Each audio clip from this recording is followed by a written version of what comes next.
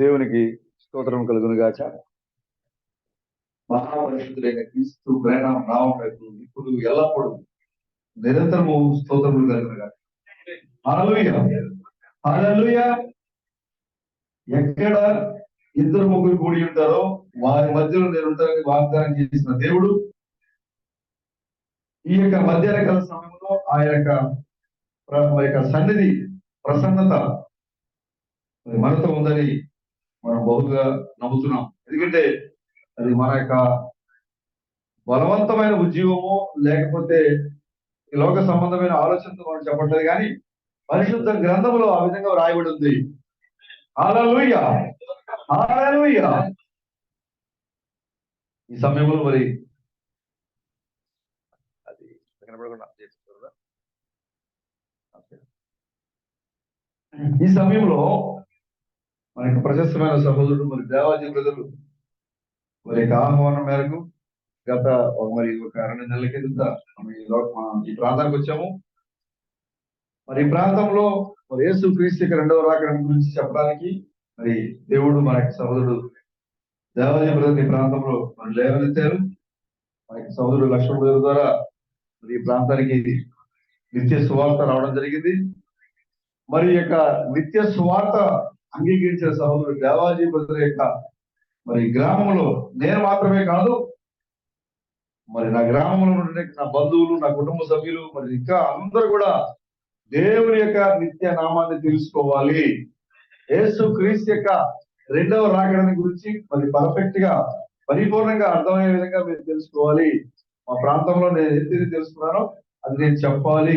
సోదరుని యొక్క ఆసక్తిని బట్టి, సోదరుని యొక్క ఆహ్వానం మేరకు మరొకసారి రెండవసారి ఈ ప్రాంతానికి రావడం అనేది చాలా సంతోషము. మరి ఏర్పాటు చేసినట్టు సహోదరుడు దేవాజీ బ్రదర్ని మరి కుటుంబ సభ్యులని ప్రభు బహుగా దీవించిన కాక ఈ కార్యక్రమంలో పాల్గొనే మన సహోదరులు మరి మున్నా బ్రదర్ దూరం నుంచి వచ్చారు. ఈ కార్యక్రమం కొరకు ఎంతో ప్రయాసతో మరి గత రాత్రి నిద్ర లేకుండా సహోదరుడు మరి రాత్రి నిద్ర లేకుండా మరి ఎంతో ప్రయాసతో మరి కేవలము దేవుని యొక్క పరిచర్యలో పాల్గొనాలని ఆసక్తితో సహోదరులు వచ్చారు. అదేవిధంగా మరి సాల్మన్ బ్రదరు, రమేష్ గారు, సతీష్ గారు కూడా మరి రావడం నాకు చాలా సంతోషము. వారందరూ కూడా వారి యొక్క కుటుంబాలను, పనులను అన్నింటినీ కూడా పక్కన పెట్టి మరి దేవుని యొక్క నామాన్ని అనేక మందికి మరి చెప్పడం కొరకు వారి యొక్క చేసిన త్యాగాన్ని బట్టి ప్రభు వారి యొక్క కుటుంబాలను బహుగా దీవించుగాక. హల్లెలూయా. పరిశుద్ధ గ్రంథం నుంచి లూకా సువార్త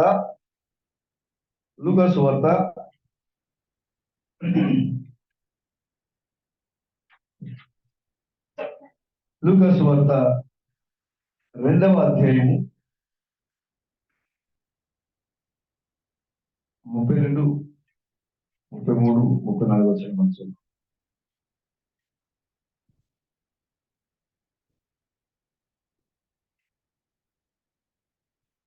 పేజ్ నంబర్ 51, లూకా సువార్త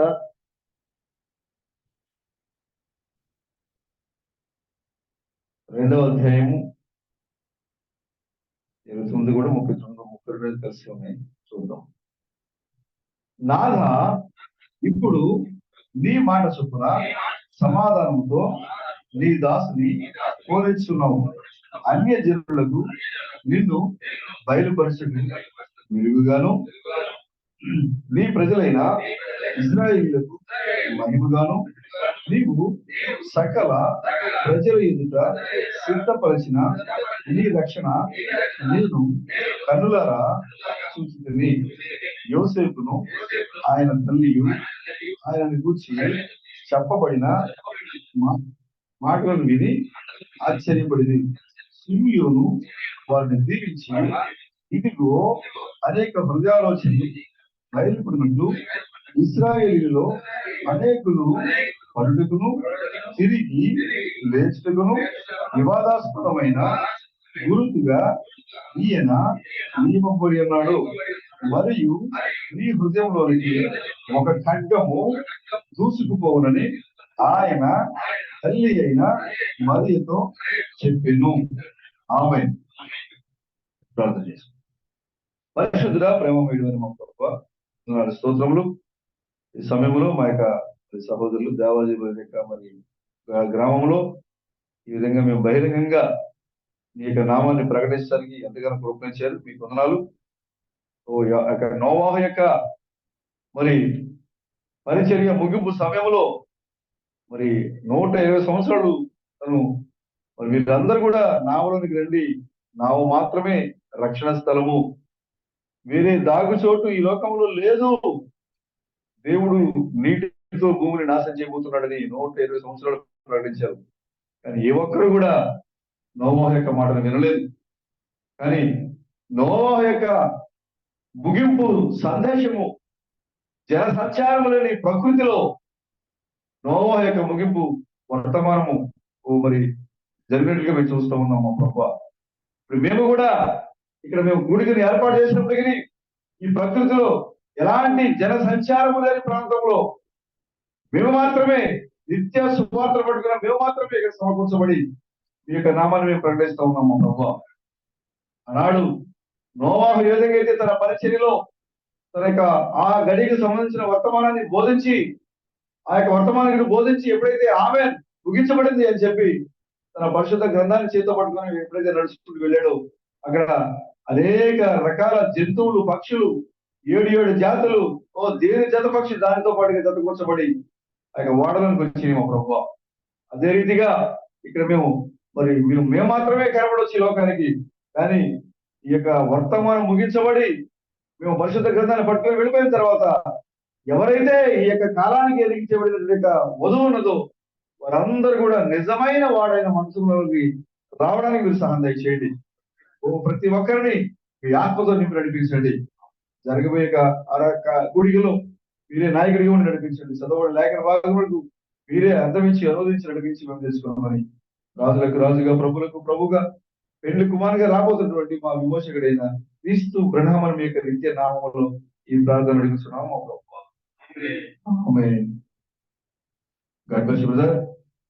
కూర్చుందాం. చాలా సమయం అయింది.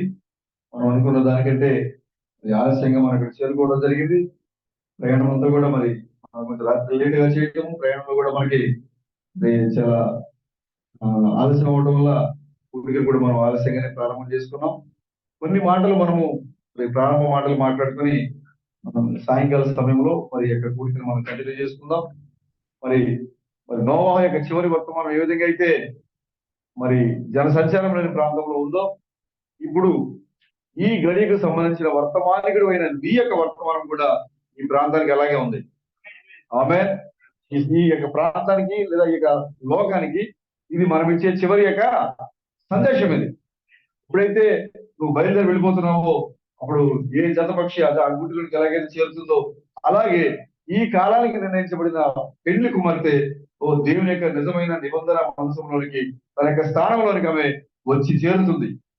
ఈ వాక్యం ఏది కాబట్టి మరి ఈ సమయంలో కొన్ని మాటలు మనం జ్ఞాపకం చేసుకుని మరి సాయంకాల సమయం, ఎందుకంటే మన సహోదరులు బాగా అలసటగా ఉన్నారు, స్నానం కూడా చేయలేదు. కాబట్టి మీరందరూ కూడా ఫ్రెష్ అయ్యి మరి సాయంత్రానికి సిద్ధపడితే మరి దేవుని యొక్క వర్తమానాన్ని వినడానికి మనం మరి సంసిద్ధంగా ఉండాలంటే ప్రేమపూర్వకంగా ఉండాలని కోరుతూ ఉన్నాను. హల్లెలూయా. చదవబడిన లేఖన భాగం నుంచి చిన్న అంశము, మేము ఈ లోకానికి వివాదాస్పదమైన గుర్తై ఉన్నాము. హల్లెలూయా. మనం ఏమైనాము? ఈ లోకానికి వివాదాస్పదమైన గుర్తై ఉన్నాం. మనం అంటే అర్థమేంటి? లోకము నమ్మలేని ఒక సూచన నీవై ఉన్నావు. ఈ లోకము నమ్మలేని ఒక సూచన నీవై ఉన్నావు.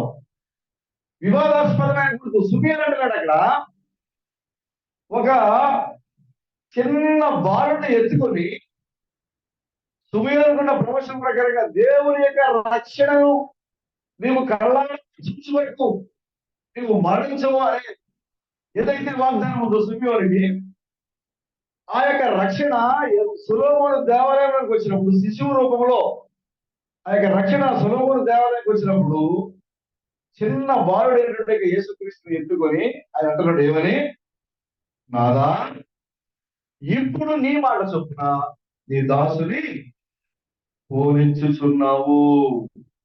హల్లెలూయా. సుమేరు అంటున్నాడు, అయ్యా నువ్వు నాకు వాగ్దానం చేశావు, ఈ గడిలో నువ్వు వస్తానని చెప్పావు, ఈ గడిలో రక్షణ వస్తుందని చెప్పావు. నీ రక్షణ చూసేంత నేను బ్రతికే ఉంటానని చెప్పావు. ఇప్పుడు నీ రక్షణని నేను నా కనులతో చూసి ఉన్నాను కాబట్టి ఇప్పుడు నన్ను నువ్వు ఈ లోకం నుంచి తీసుకెళ్ళి పడేస్తున్నావు, ఈ లోకం నుంచి తీసుకెళ్ళిపోతున్నావు.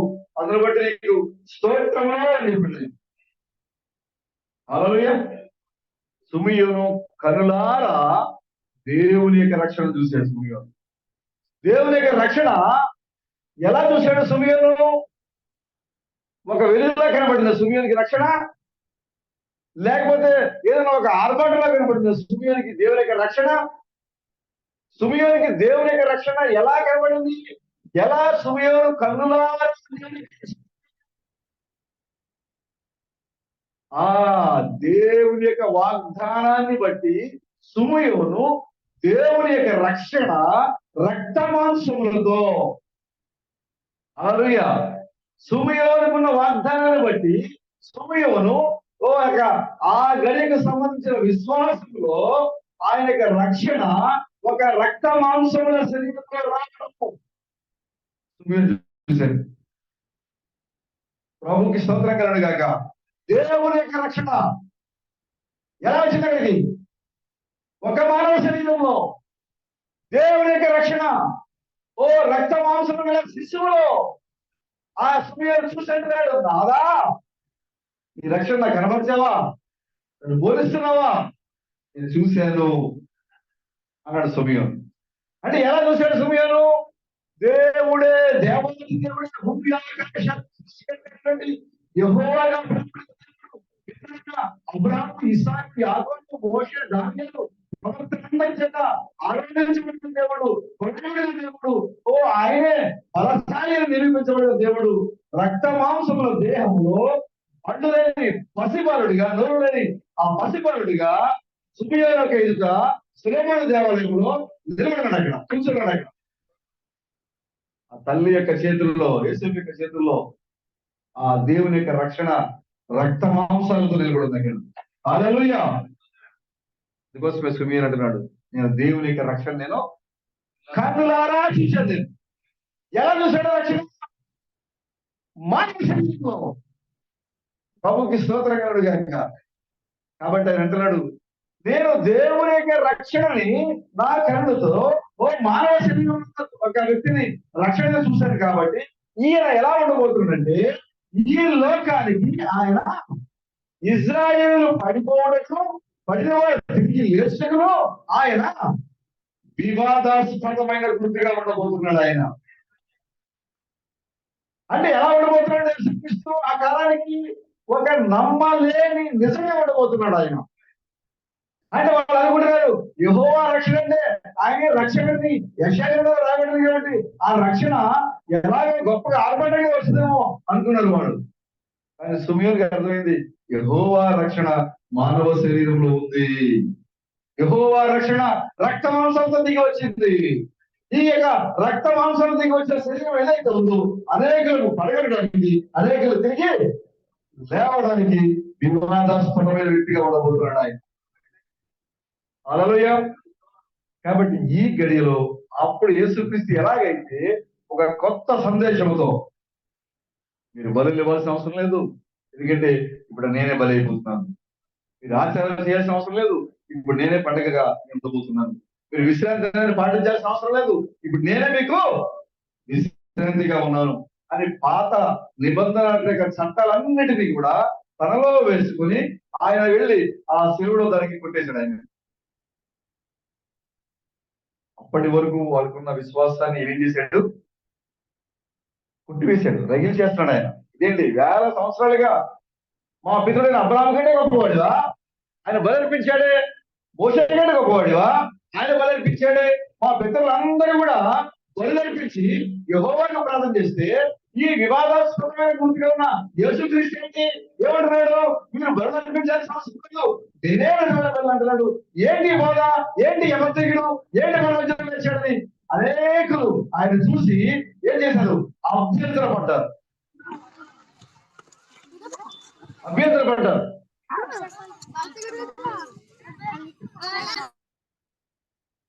ప్రభుకి స్తోత్రం కలుగును గాక. ఎందుకంటే ఆ గడియకు యేసుక్రీస్తు ఎలా ఉన్నారు? ఆ దేవుని యొక్క రక్షణ రక్త మాంసాల శరీరంలో వచ్చి నిలబడడం చేత అనేకులు ఆయన చూసి, ఓ ఈయన మెస్సయ్యగా ఉండలేడు, మా దేవుడు వెలుగులో ఉన్నాడు, నేను మెస్సయ్యగా ఉండలేడు, మా దేవుడు అగ్నిస్తంభంలో మేఘస్తంభంలో ఉన్నాడు, ఓ చూడలేని దేవుడు, సమీపరాని దేవుడు అని నమ్ముతున్న వారికి యెహోవా రక్షణ రక్త మాంసాల శరీరంలో ఆ భూమి మీద నడయాడుతూ ఉంది. సుమయోను చూసి, ఓ ఈ మానవుడే క్రీస్తు ఉన్నాడు, పేతురు చూసాడు, ఈ మానవుడే క్రీస్తు ఉన్నాడు, ఓ సమరస్త్రీ చూసాడు, ఈ మానవుడే క్రీస్తు ఉన్నాడు. యెహోవా రక్షణ రక్త మాంసాల్లో ఉండడం వల్ల ఆ యొక్క సత్యాన్ని నమ్మడానికి ఆ కాల ప్రజలకు ఎలా ఉందంటే, ఒక కొడుకుడు పడని కాయలాగా, నమ్మలేని ఒక నిజంలాగా, అభ్యంతరం కలిగించే వర్తమానం లాగా ఆ యొక్క కాలానికి అది ఉంది. ఇప్పుడు అదే విధముగా మనము చెప్పే వర్తమానం ఏదైతే ఉందో, ఇగో యెహోవా మరలా యేసుక్రీస్తుగా వచ్చిన అదే క్రీస్తు బ్రాండ్గా వచ్చాడు. యెహోవా రక్షణ రక్షణగా ఆయన కల్వరిలో చనిపోయారు. అలాగే యెహోవా యొక్క విమోచన రక్త మాంసాలతో క్రీస్తు బ్రాండ్ యొక్క శరీరంలో ఇండియా దేశంలోకి దిగి వచ్చింది. ఇప్పుడు ఈ శరీరము ఈ లోకానికి వివాదాస్పదమైన గుర్తు. యెహోవా రక్షణ మొదటి రక్షణలో వివాదాస్పదమైన గుర్తు, యెహోవా విమోచన ఈ లోకానికి వివాదాస్పదమైన గుర్తు. ఇప్పుడు ఆయన నామాన్ని ఈ లోకానికి ఇదిగో ఈ నామాన్ని ప్రార్థన చేస్తే నీవు కూడా ఈ లోకానికి వివాదాస్పదంగా ఉన్నావు. కానీ నీవు నమ్మే విశ్వాసము నీ విశ్వాసం కాదు, నువ్వు నిలబడిన పునాది నీ పునాది కాదు, అది కదిలించబడని దేవుని యొక్క పునాది. ఆ పునాది మీద మనం నిలబడినాం. ఆనాడు యేసుక్రీస్తు ఎలాగైతే ఈ లోకానికి వివాదాస్పదమైన గుర్తుగా ఉన్నారు, అలాగే క్రీస్తు ప్రేమ ఈ లోకానికి ఎలాగైతే వివాదాస్పద గుర్తుగా ఉన్నారు, క్రీస్తు తామస్ వచ్చి ఈ లోకానికి యేసే దేవుడు ఆ నమ్ముతున్న ప్రజల మధ్యలో లేచి, ఇదిగో యేసు నామం మార్చబడింది, ఇవి మీరు పరలోకం వెళ్ళాలంటే క్రీస్తు ప్రేమ అనే ఈ యొక్క నిత్య నామాన్ని మీరు నమ్మాలి అని చెప్పినప్పుడు క్రీస్తు తామస్ ఎలాగైతే ఈ లోకానికి వివాదాస్పదమైన గుర్తుగా ఉన్నారు, ఇప్పుడు నీవు కూడా ఆ విశ్వాసంలో కొనసాగుతున్న నీవు కూడా ఈ లోకానికి వివాదాస్పదమైన గుర్తుగానే ఉన్నావు, అభ్యంతరం కలిగించే పండగానే ఉన్నావు, నమ్మలేని నిజాన్ని పట్టుకున్న ఒక వర్తమానిగానే నీవు ఉన్నావు. ఈ లోకమంతా ఒకవైపు ఉంది, నీ ఒక్కడే ఒకవైపు ఉన్నావు, ఒక్కడే ఒకవైపు ఉన్నాడు, మరి లోకమంతా కూడా మరోవైపు ఉంది. అబ్రాహాం యొక్క విశ్వాసము ఒక్కడే ఒకవైపు ఉన్నాడు, లోకమంతా మరొక వైపు ఉంది. ఇలా ప్రతి కాలంలో కూడా దేవుడు వివాదాస్పదమైన గుర్తు తన యొక్క జనులుగా గుర్తించి మన ప్రజల మధ్యలో లేవలేస్తాడు. ఈ కాలానికి మనం ఎలా ఉన్నామా అంటే వివాదాస్పదమైన సూచనగా గుర్తుగా మనం ఉన్నాము. ప్రభుకి స్తోత్రంగా అడిగాక అనేక మందిని అవమానించవచ్చు. ఏంటి సహోదరుడా, నీవు చెప్పే బోధ మన బైబిల్లో కనబడట్లేదు, నీవు చెప్పే నామము బ్రహ్మామని నామము బైబిల్లో కనబడట్లేదు, మీ యొక్క బ్రహ్మామని పేరు ఎక్కడ కూడా లేదని మీరు నమ్ముతున్నారు అని అడిగినప్పుడు మీరు చెప్పండి, నా రక్షకుడైన యేసు క్రీస్తు కూడా ఆనాడు నా వలె వివాదాస్పదమైన గుర్తుగా కలిగి ఉన్నాడు ఆయన, అభ్యంతరం కలిగించేవాడిగా ఉన్నాడు ఆయన. అదేవిధంగా ఆయన యొక్క బాప్తిస్మాన్ని పునరుద్ధరించడానికి వచ్చినటువంటి విలియం మ్యారియన్ బ్రెనామ్ కూడా ఆ గడియకు ఆయన అలాగే అభ్యంతరం కలిగించేవాడిగా కనబడ్డాడు. అలాగే దేవుని యొక్క క్రొత్త నామాన్ని చెప్పడానికి ప్రకటన 2:17 14 దేవుని క్రొత్త నామాన్ని చెప్పడానికి వచ్చినటువంటి ప్రకటన 17లో ఉన్న 7వ దూత కూడా దేవుని యొక్క కొత్త నామైనటువంటి క్రీస్తు బ్రెనామ్ నామని ఈ లోకానికి చెప్పినప్పుడు ఆయన కూడా ఈ లోకానికి వివాదాస్పదమైన వ్యక్తిగానే ఉన్నాడు. కాబట్టి ఇప్పుడు ఆ వర్తమానం నమ్ముతున్న నేను కూడా నీకు అలాగే కనబడాలి. ఒకవేళ అలా కనబడకుండా నీకు అనుకూలంగా కనుక నేను ఉన్నట్టయితే నా విశ్వాసంలో ఏదో తేడా ఉంది. ఎందుకంటే నా తండ్రి అయిన యేసుక్రీస్తు వివాదాస్పదమైనట్టుగా సూచనగానే ఉన్నాడు, నా తండ్రి అయిన క్రీస్తు బ్రెనాము వివాదాస్పదమైనట్టుగా సూచనగానే ఉన్నాడు, నా తండ్రి అయిన క్రీస్తు బ్రెనాము యొక్క రెండవసారి పరిచర్యలో నల్ల మనిషిగా ఈ లోకానికి వచ్చినప్పుడు ఆయన వర్తమానం కూడా వివాదాస్పదమైనటువంటి సూచనగానే ఉంది. కాబట్టి ఆ సందేశాన్ని పట్టుకున్న మేము కూడా ఎలా ఉంటాము, వివాదాస్పదమైన గుర్తుగానే కనపడతాం ఈ లోకానికి, అభ్యంతరం కలిగించే వారిగానే కనపడతాం ఈ లోకానికి. హల్లెలూయా. కాబట్టి ఈ లోకం మనం తిట్టినప్పుడు మనం సంతోషపడాలి, ఈ లోకం మనం ద్వేషించినప్పుడు మనం సంతోషపడాలి. ఎందుకంటే మన తండ్రి అయిన దేవుడు కూడా అలాగే చేసింది. హల్లెలూయా.